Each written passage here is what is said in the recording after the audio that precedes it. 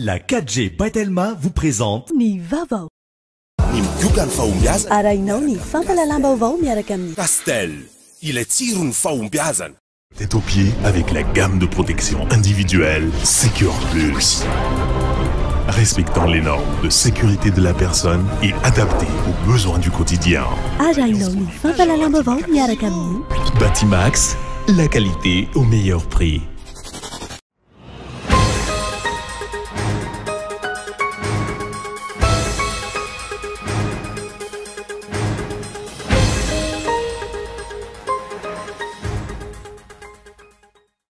Vonireo solombavamboaka ny Madagasikara telo amin'ny fitopolo natanteraka tatitra amin'ny vahoaka etsy amin'ny parvisy Analakely raha ampitso. Ampilaminana ny fantanterahana izany tatitra izany raha ny fanazavana azo.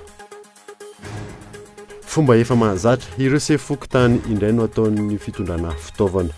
Amporisihana ireo vahoaka tsy hanatrika ny tatitra ataon'ny solombavamboaka raha ampitso eto ankilan'izay.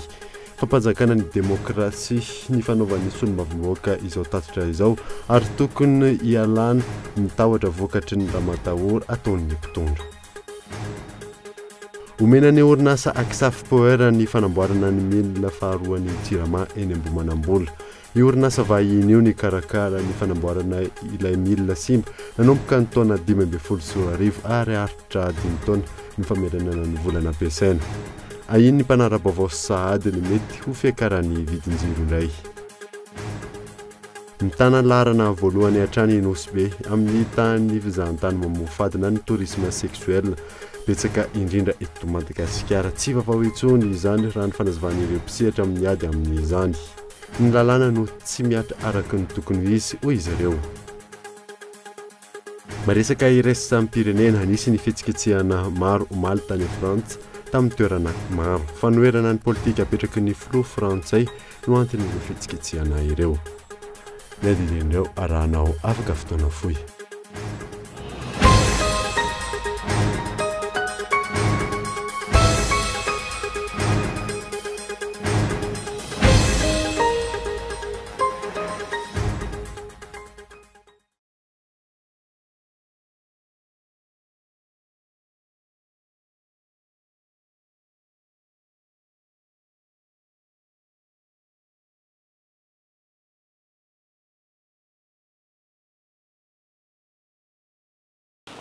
Salantra tompoko lasy tompoko vavy nanomboantsika ny vaovao amin'ity alina ity. Vonon'ireo solombavamboaka ny Madagasikara telo amin'ny fitopolo natanteraka ny tatitra amin'ny vahoaka etsy amin'ny parvisy Analakely raha ampitso. Ampilaminana natanterahana izay tatitra izay raha ny fanazavana azo io nasaina.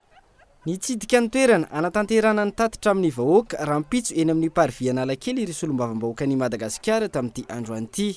Tamin'izany no nanamafisan'izy ireo fa tsy hempotra ny fanaovana tatitra amin'ny vahoaka ny andron'ny raha ampitso izay voalazan'ny lalàna. Misy ihany koa izy ireo ny olona mikasy anakirontana ka miantso ny mpitandro ny filaminana izy ireo.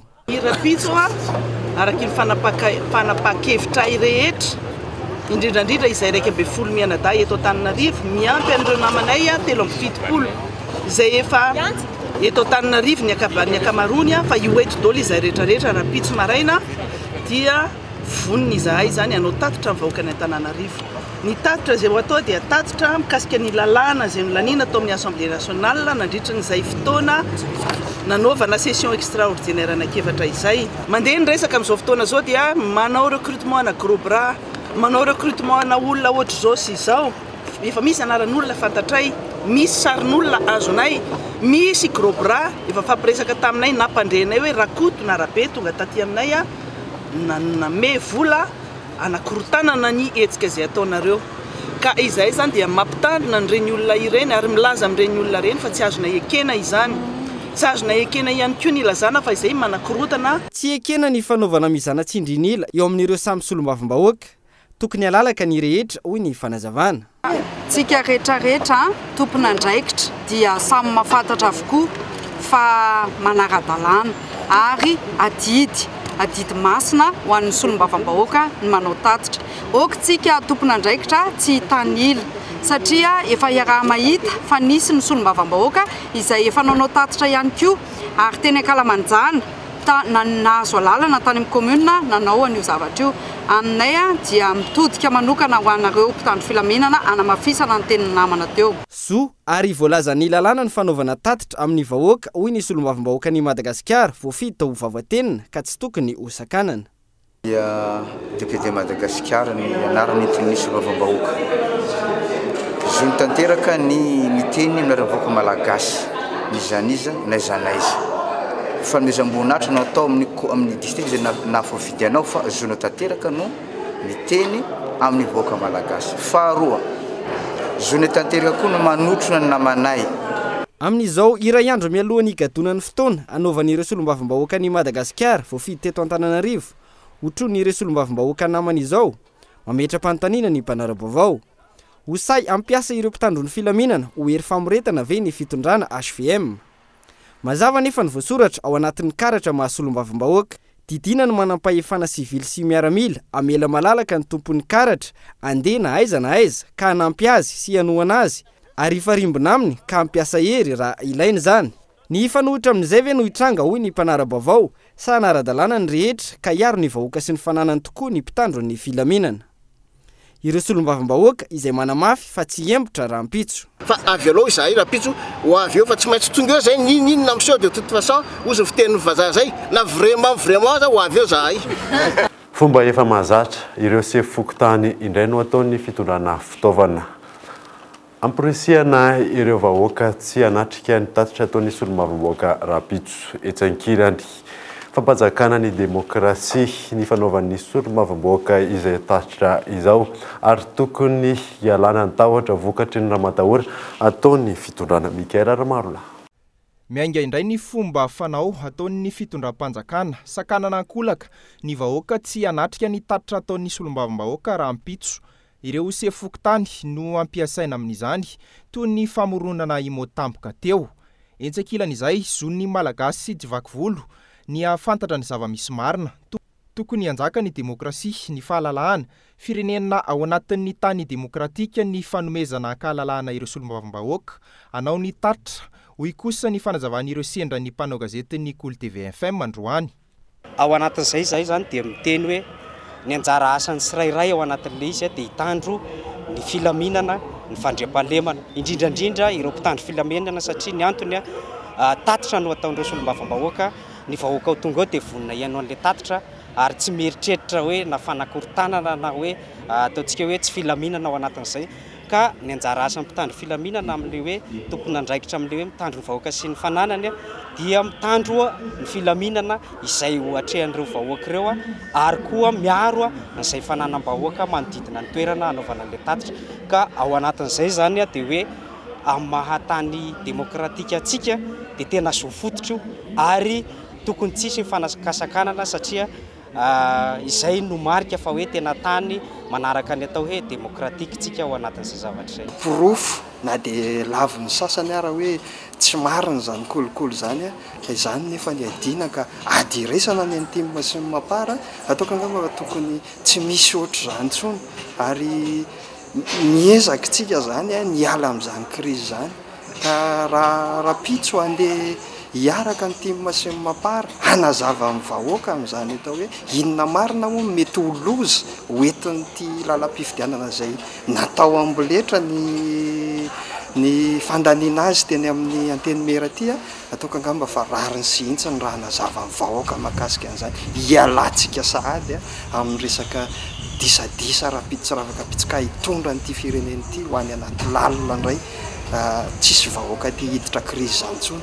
Fototra iray no iarana, hady iray, tolona iray no iarana hoe tsy mety ny kolikoly, tsy mety ny didijadana, tsy mety ny fandaniana lanam-panorenana amin'ny kolikoly amvolenta ka mila taterina ny vahoaka izany ka toka angamba fa tsy ny solombavam-bahoaka ray na roa tao anatin'izany fa maro izy ireo amin'ny 370 eo ka tonga hitatitra an'izany izy rehetrarehetra ireo miaraka amin'ny toko maromaro, toko tsy miankina maromaro hitatitra an'izany hiaraka amintsika vahoaka ka manatena fahatongavan'ny tsirairay avy na fahatraiza na aiza misy anao ka vonina anala an'izao tsy fandriam-pahalemana jadona misy eto amin'ity tany sy fireneny ity kolikoly avo lento eto amin'ity tany sy fireneny ity miantso anareo reny vady jandarma rehetrarehetra asavy miverina ny vaditsika miverena anareo vadinay am'izao zavatra mahazo ny firenetsika zao tsy aza manaiky tsony anareo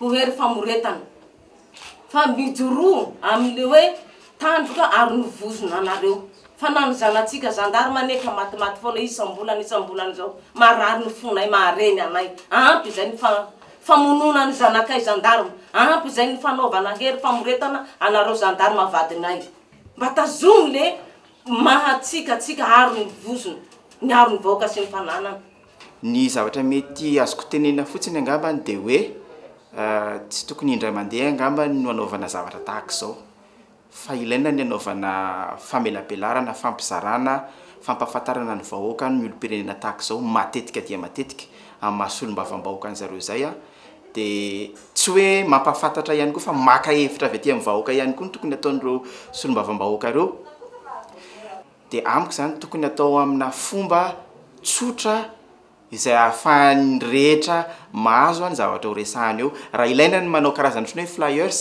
hoe flyers na tsy fantatro dépliant kely de tenentana ny solom-bavam-bahoaka zany za rapitso hoe mba manaova dépliant kely mba manaova karazany hoe flyers kely raha tsy aivana efa tamin'ny omaly tolakandro no niala teto an-tanindrazana ny filoham-pirenena mivady sy ny izany araka ny loharambavao maripotra fandosirana andraikitra ve izany sa inona no antonio di tampoka io satria tsy misy fitsidiana ofisialy tokony andehanany filoham-pirenena amin'izao fotoana izao tsy nisy raha teo ihany koa ny fampahafantarana avy amin'ny fiadidinan'ny repoblika ny antondi mampametra pantaninany maro raha toa ka natateraka baiko ampiasa hery amin'ny vahoaka n'Antananarivo tonga iaino tatitra avy amin'ny solom-bavam-bahoaka raha ampitso ireo tompona andraikitra miaramila sy sivily navela eto an-toerana nanao fanambarana ny eo anivon'ny TGV Mapara Atsimndrano favonina hiatrika ny zava-misy rehetra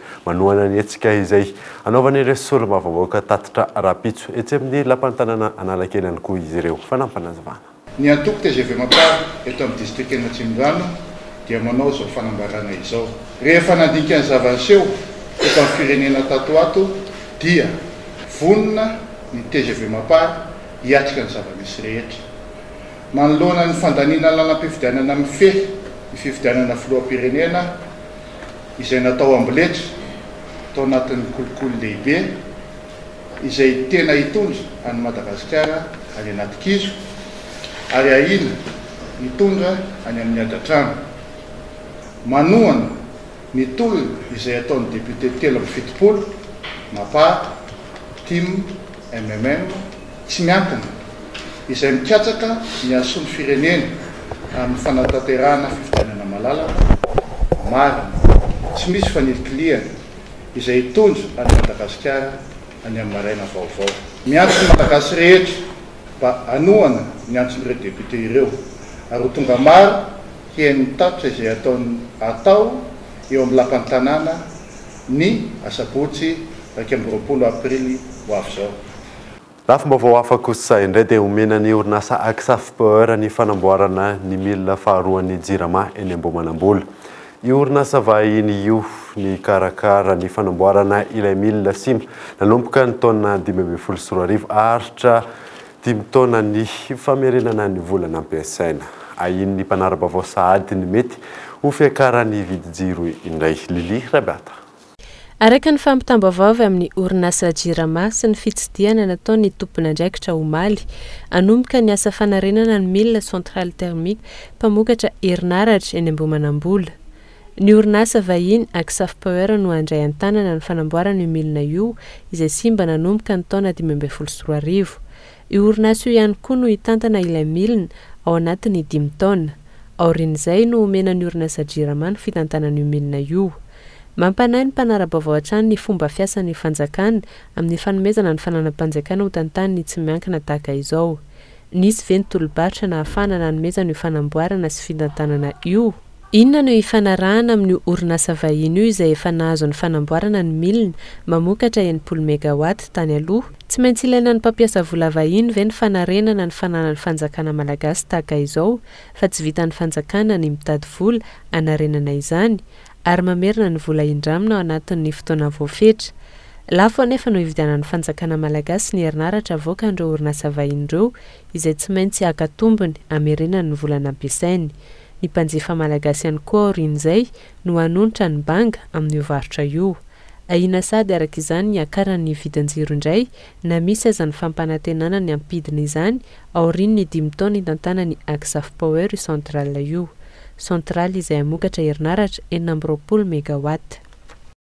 Mitana ny laharana voalohany hatrany Nosy be amin'ny tany fizahantany mamofadina ny tourisme sexuel betsaka indrindra eto Madagasikara tsy vaovao itsondry raha ny fanazavany ireo mpisehatra amin'ny ady amin'izany. Ny lalàna no tsy miatra araka ny tokony izy raha ny fanazavana azo Michela Renardo. Fitopolo isanjaton'ireo client amin'ny fizahantany mamofady eto Madagasikara no malagasy, raha toa ka 30 isanjato no teratany vahiny.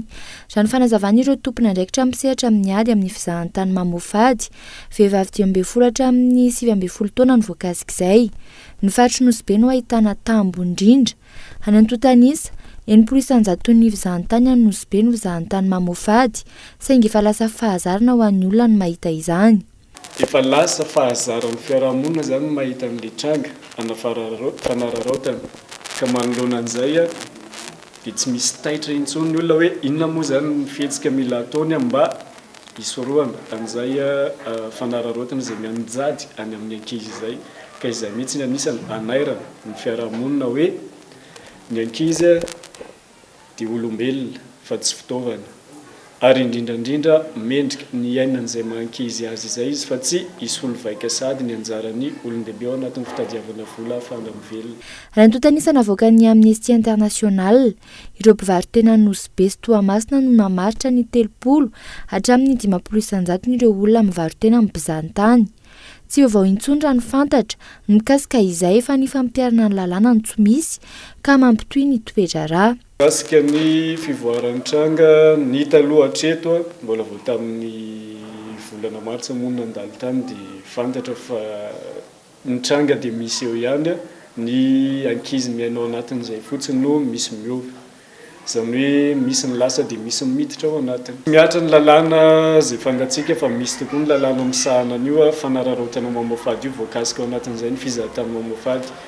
Raha hitentsika hoe miatra ny lalàna, maro ireo toerana fialam-boly izay ahitana an'ireo ankizy ireo izay misy olon-dehibe manararaotra azy ireo, saingy efa fantatra ny lazany fa tsisy fandraisana fiampitra mahakasika an'izay tranga anankiray izay. Raha toa ka lalana voalohany Nosy be amin'ny fisian'ny fizahantany mamofady mandinina ny 2 euro ny vidin'ny vehivavy iray any an-toerana amin'izao. Isan'ny voaresaka matetika tato ato ny fampiroboroboana ny fizahantany eto Madagasikara.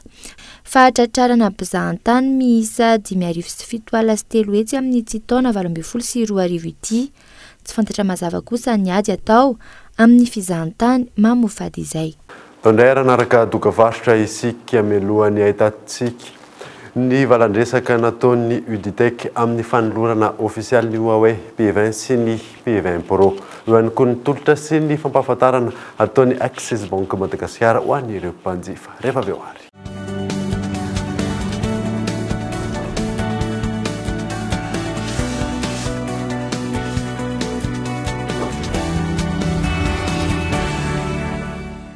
Ampy izay ny fanodinkodinana lalàna, ifikirana eo amin'ny fitondrana. Ampy izay ny fanitsakitsahana ny lalam-panorenana. Ampy izay ny fijaliana sy ny tsy fitsonjovana amin'ny besin'ny maro. Ampy izay ny kolikoly. Ampy izay ny fivarotana tanindrazana.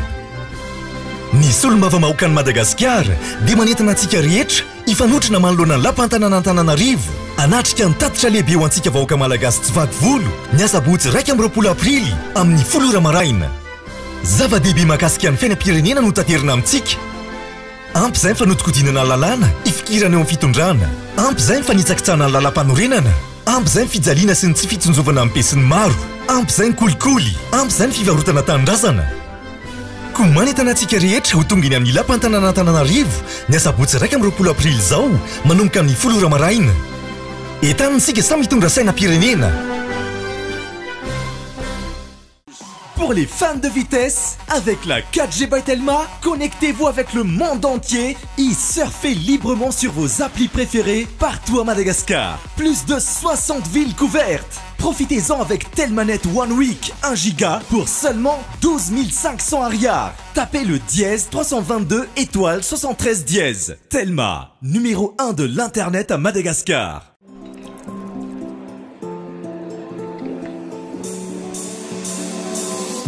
Mahomby eo amin'ny fiainana dia ireo izay tia milavilefina manoloana ny ady.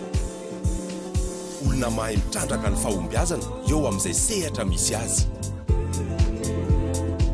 Tsy miaohatra, tsy misalasala, fa mandray an-tanana no aviny. Tsy ambaratelo ireo karazan'olona ireo ny migioka ny fahombiazana miaraka amin'ny Castel. Castel, ilay tsiro ny fahombiazana. Efa azonao tsy fahina amin'ny endriny 5 centilitatra. Pour ton charme et ta distinction, pour la sécurité et la durabilité que tu offres, je te choisis Tilcor. Retrouvez la tuile en acier traité revêtue de pierres naturelles de Tilcor. Résistant au climat tropical, au vent violent pour une garantie anti-corrosion de 25 ans. Tilcor, un véritable atout esthétique pour votre habitat. Différents colorés disponibles en magasin. Batimax, la qualité au meilleur prix. Tu sais maman, pour que le linge soit tout propre et qu'il sent très bon, il faut vraiment bien choisir sa lessive. L'efficacité des agents nettoyants Arctic offre un résultat parfait à chaque lavage. Et sa senteur parfumée procure à votre linge une intense fraîcheur. En plus, avec Arctic, il y a des cadeaux à collectionner. Lessive Arctic, son premier cadeau, c'est l'efficacité.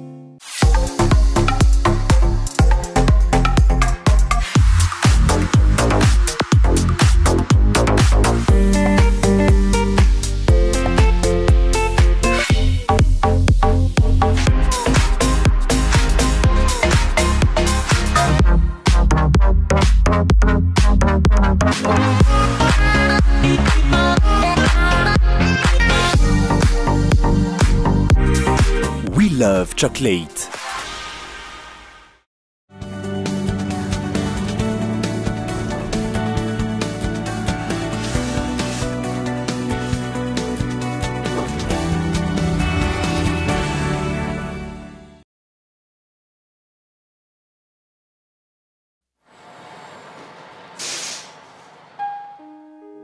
Victor had all life could offer, except the one thing he needed. I don't think I can deal with this.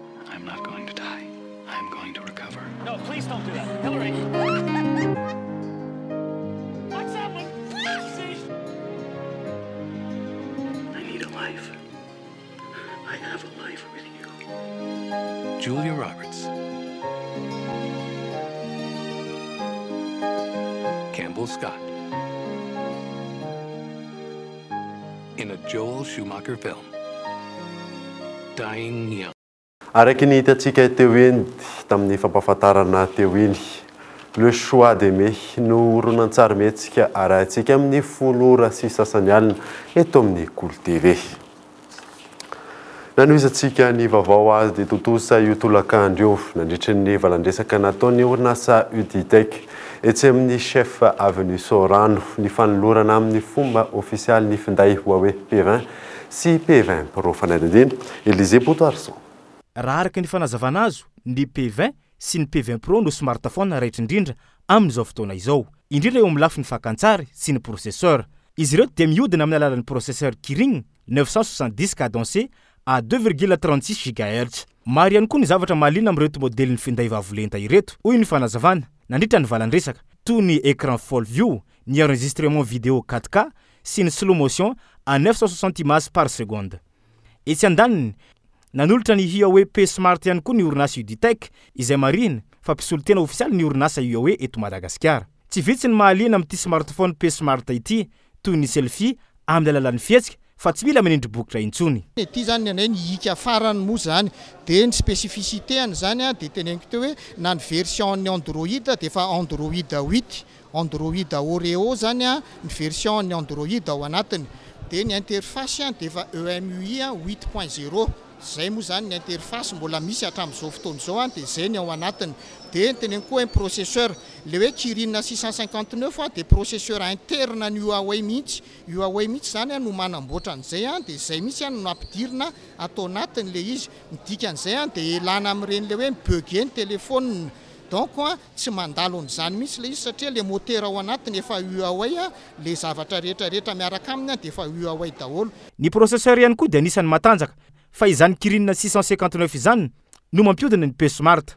Vokatra izany mila amina tsy misy tomika ny fampiasana azy. Le phone clone le hoe transférenao an'izay données anao rehetra ny application ny répertoire ny messagerie anao tany amin'le téléphone anao taloha ka afindranao any amin'le téléphone anao vaovao zany tena teneniko hoe spécificité ny ty P-Smart ty tsy teny afa-tsy le sary le caméra le teneniko hoe misy 2 caméras na 13 mégapixels sy 2 mégapixels le izy afahana maka sary fanao aloha serina izy zany tianao atao flou le ao aoriana ve sa ny ao aloha dia arakarak'izay le izy fa le 13 zany maka an'le sary ato aloha dia le 2 maka an'le sary aty aoriana combinaison ana sary anankiroa zany no alainy ao anatin'izay zay ny teneniko hoe somary maromaro le izy fa ny amin'ny kambanany zany dia hoe le teknôlôjia farany indrindra hoe zay teknôlôjia farany Huawei moa zany dia nampidiriny atao anatin'le P-Smart daholo. Ary ny farany fa tsy kely indrindra ny hoe P-Smart dia manana antsoina hoe phone manager izay ahafahan'le mpampiasa smartphone mitantana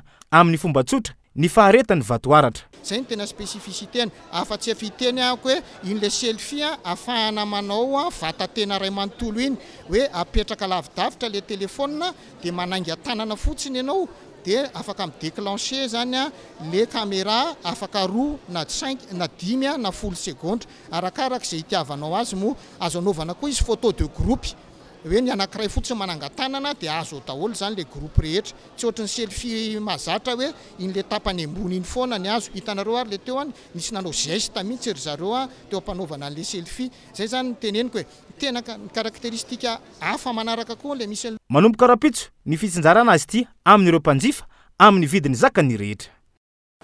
Mitohy hatrany ny tolotra sy ny fampahafantarana ataon'ny Access Bank Madagasikara ho an'ireo mpanjifa ny Antsipriany ary raha avetrany. Mandroso tompoko, inona nataonao Ramsey? Salama tompoko. Salama tompoko. Salama. Misy kafe ve? Misy kafe? Fanaovana kafe dia azafady. Croissant.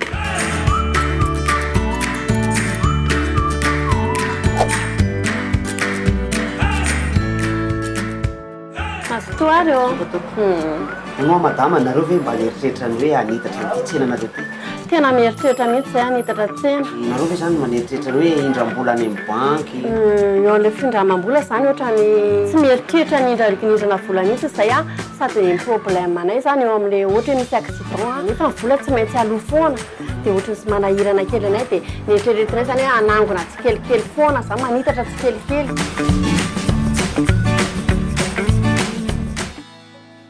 Raha misy zavatra na tetikasa tianao tanterahana nefa tsy ampy ny ampelantananao dia afaka manampy anao ny banky na te hanitatra tsena na trano na orinasa na koa te hividy fiara eny na te handefa ny zanakao hianatra any andafy aza maninona moa hoe mety hanomana fety be ho fankalazana ny fahavalopolo taona ny bebe koa ianao afaka manampy anao amin'izay vinavinanao rehetra ny banky makanesany amin'ny banky fa zany no asany.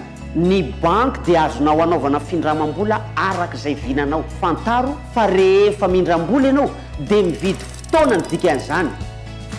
Eny mividy fotoana ianao satria raha mieritreritra ny anangony ianao asa angamba mety ho 5 taona vao tanteraka ny fanirianao kanefa mety hitatra hatrany amin'ny 7 taona zany raha sanatria ka mety misy sampony tsy maintsy ilanao vola tampoka ao anelanelan'izany kanefa raha androany ianao no makany amin'ny banky na rapitso aza dia tanteraka nofonofonao afaka 7 taona zany efa avy 2 eny 4 5 10 eny zava-bitanao ao zay mazava tsara lasa amizay ary makany amin'ny banky.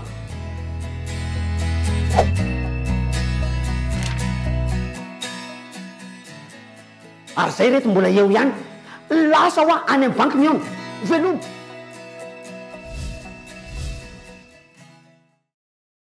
Tontolon'ny kolotsaina dia tokony hay anandratra hatramin'ny kolotsain'ny tena isika malagasy. Ny fivelarana ny fahalalana amin'ny sehatra maro no isan'ny tombony goavana amin'izany hoy ny filohan'ny ivitoeran'ny kolotsaina malagasy Mikael Ramalona. Tsy ampy ny toerana ahafahan'ny mpanakanto maneho ny fahaizany indrindra ny kolotsaina malagasy eto amintsika raha ny fitarainan'izy ireo. Tsy miankina avokoa no mandrindra na tompon'ireo toerana miezaka mampahafantatra izany eto amintsika.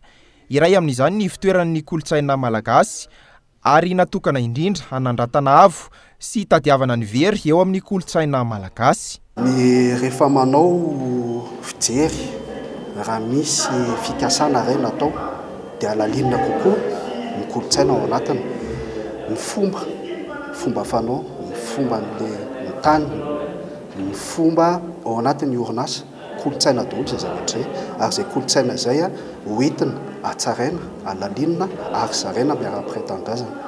Ka rehefa misy ny sozy azo na fahalalana azo izay entina anatsara ny fomba fanao na ny hetsika izay hoentina hoe maharitra amoan'ny fampandrosoana. Manandanja ny fitazomana ny identité culturelle amin'ny firenena iray.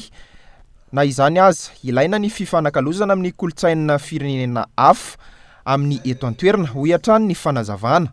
Toerana ao ny kolotsaina malagasy nefa izay tsy manika ny kolotsaina izay avy any amin'ny firenena hafa na ny fomba hafa fa ahafany rehetrarehetra mampivelatra ny fahaizana kokoa sy ny fahalalana ary koa misy ny fanakalozana fa mandeha miandalana daholo ny zavatra rehetra satria rehefa dimiana ny kolotsainantsika dia tokony ataoko miresaka amin'ny teny vahiny hoe identité culturelle izay mampiavaka firenena anankiray na ny olona izay monina ao aminy izay tsy maintsy tandrovana ary apetraka avo mba hahafahan'ilay firenena koa mivelatra.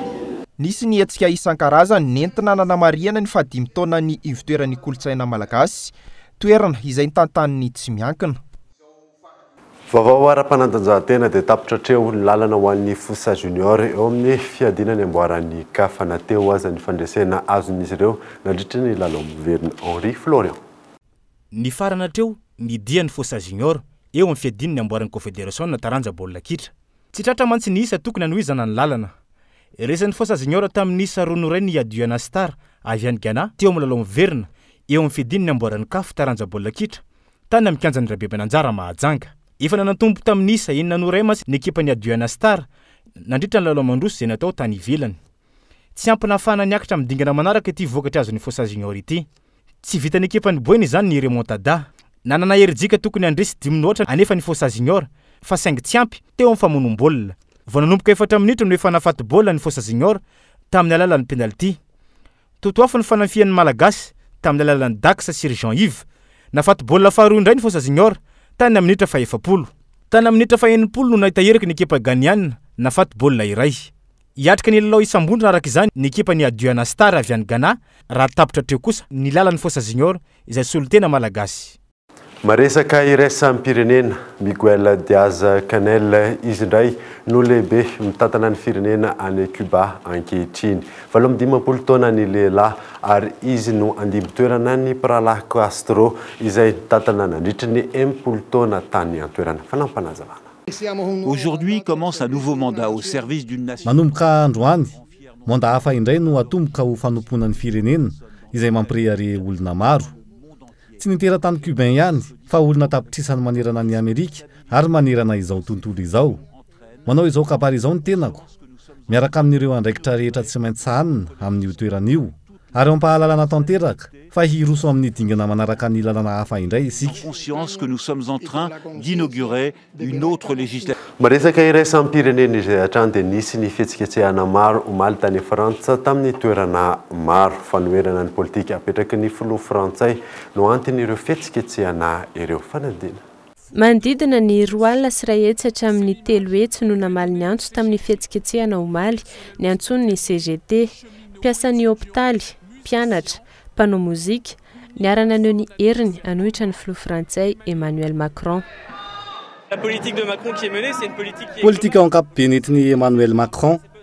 Androany raha tsy mandeha ny SNCF dia satria tsy omentsika fahafahana izy. Raha tsy mandeha ny faculté dia satria tsy omena ny lanjana izy. ohatra n'izany ihany koa ny any amin'ny lycée. C'est parce qu'on n'y met pas assez les moyens. Et dans les lycées, c'est la même chose. Le gouvernement ou n'importe veut faire, c'est nous diviser. Ny ataon'ny gouvernement ankehitriny dia izaranay izay rehetra mety ampikambana anay ary tena ho an'ny hoavin'ny tanora mihitsy izao dia tohananay tanteraka. Des étudiants, tout ce qui est bon pour nous rassembler, nous on est à fond pour. Manodidina ny 350 no nanao UHQ raha ny fanisana natao. Mbola tsy hita aloha ny fahaleovana nandrasan'ny mpitolona saingy ny lazany hanohy ny hetsika hatrany izy ireo. Manomboka mitombo ny fihetsehana, izay no jerenay ary izay no itodianay. Androany izahay no manomboka, fa mino aho fa hanaraka anay daholo ny hafa. Mifanindran-dalana amin'io, manakatom-baravarana amin'ny fifampidiniana amin'ny ministry ny fitaterana ijerena ny hoavin'ny SNCF ny syndicaliste. Manamafy ny fitakiana ny mpitarika ny CGT. Ny afara tamin'ny fifandomana teo amin'ny mpitandro filaminana ny hetsika tamin'ny toerana sasany tahaka ny tao Paris. Maro ny fahasimbana vokatra izany. Alohan'ny sarana dia averina aminao ireo vaovao nisongadina tamin'ity alina ity. Voan'ny ireo solombavamboaka ny Madagasikara 7 natanteraka ny tatitra amin'ny vahoaka etsy amin'ny parvisy sy Analakely Rahampitso. Ampilaminana ny fanatanterahana izay tatitra izay raha ny fanazavana azo. Fomba efa mahazatra ireo sefokotany indray no ataon'ny fitondrana fitaovana amporisihana ireo vahoaka tsy hanatrika ny tatitra ataon'ny solombavamboaka Rahampitso. Ary farany dia omenany orinasa Aksaf Power ny fanamboarana ny mail faharoan'ny jirama eny Ambohimanambola. Ny mpanara-baovao sahady mety ho fiakaran'ny vidin-jiro indray. Dia izay mamarina vaovao tamin'ity alina ity. Ankasitrany ianao nanaraka izany. Soavamandry dia aveloma amin'ny fodary tompoko.